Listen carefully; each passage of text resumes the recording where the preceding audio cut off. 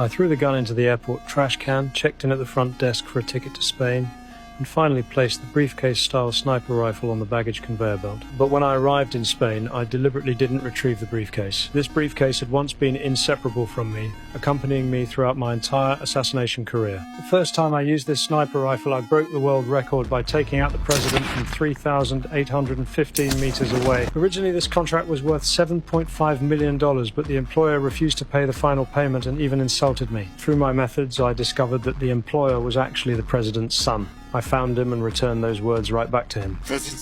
You know who I am. Alliance. Fuck. You.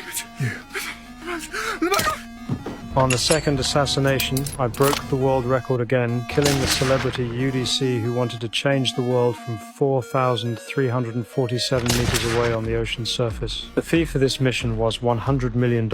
I only received a $20 million deposit, with the remaining money to be settled after the mission was completed. At this time, the employer had already seen the news of UDC's death, but he was preparing to refuse payment of the final sum. The son of a bitch actually did it. A little self-congratulation is in order, I suppose. And there are a few loose ends that need to be considered.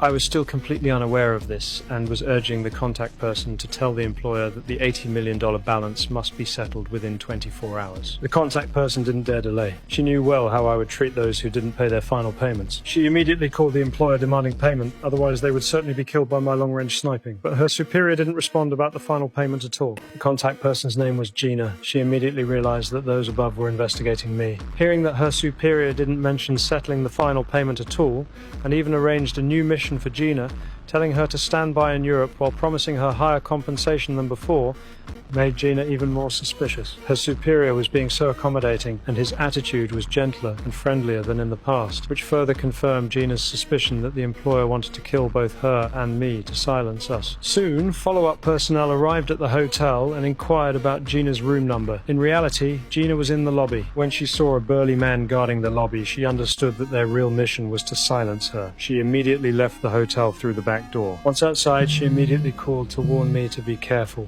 Are you in Spain? Wait, what do you mean? Because that's where they think you are, and they're coming for you.